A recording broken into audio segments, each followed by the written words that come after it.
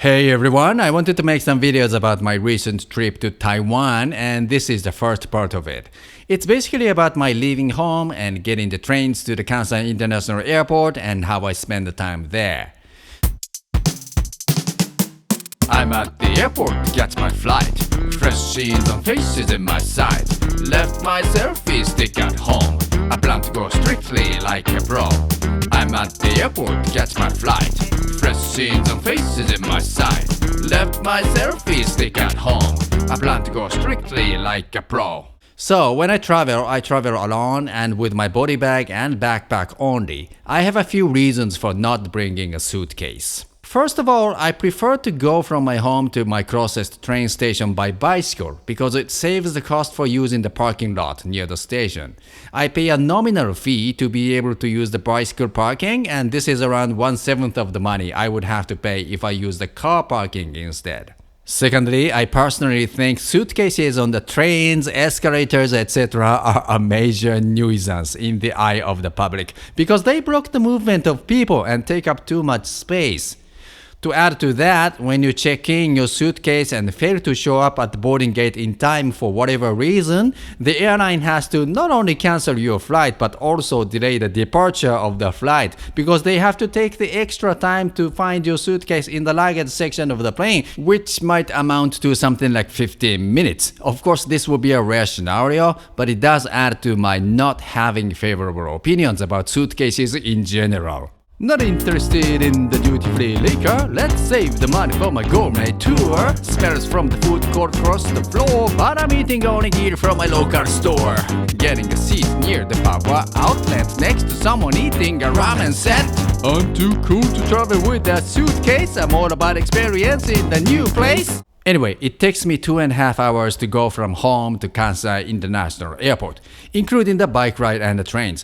This airport has 2 terminals, and I'm mostly using Terminal 2 because I use a low-cost carrier called Peach Aviations. Terminal 2 is located a bit farther from the train stations and has less facilities available, which means it isn't as convenient or fancy as Terminal 1. Terminal 1 is mostly reserved for the full-service carriers as well as the domestic flights. Frankly, this is a bit frustrating. LCCs are great because they charge extra for those who check their suitcase in, which is an ethical and efficient thing for airlines to do in my opinion.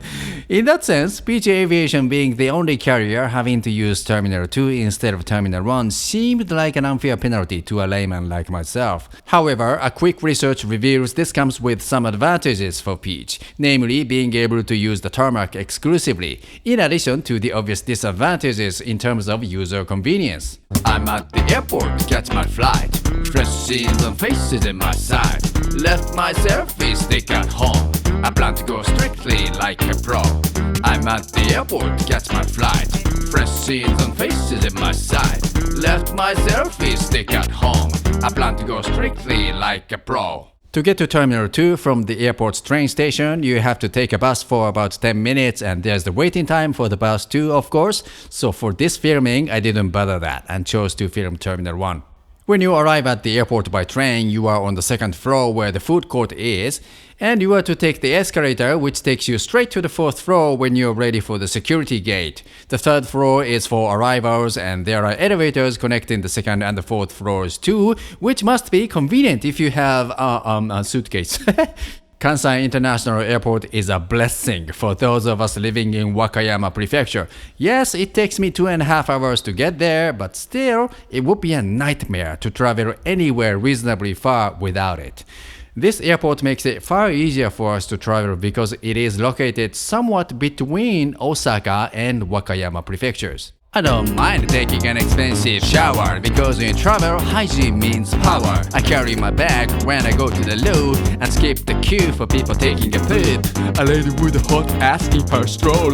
Whoops, let's get serious like I swore. Don't be late getting to the boarding gate. Arrange a meeting with my Taipei mates. This is the 4th floor of Terminal 1, which is where you depart from. The check-in counter on your right and the security gate further ahead. I don't really know about the other airports around the world, but I do think this elaborate suite of garbage bins right before the security check is a neat thing. This allows you to keep your favorite drink and food right until you approach the security, and after this point, you are completely trash-free. There are 2 shower facilities at this airport. One is after the security gate and I couldn't manage to film it, but the other one, called Nodoka, is in the public area and you can use it whether you're taking the flight or not. This is the nicer one of the 2, costing 1400 yen or $9 for you to shower for the maximum time of 40 minutes. 40 minutes, it's kinda long, isn't it? It's super clean and they give you the amenities like shampoo, toothbrush, etc. I'm at the airport to catch my flight. Fresh scenes and faces in my sight. Left my selfie stick at home. I plan to go strictly like a pro. I'm at the airport to catch my flight. Fresh scenes and faces in my sight. Left my selfie stick at home. I plan to go strictly like a pro.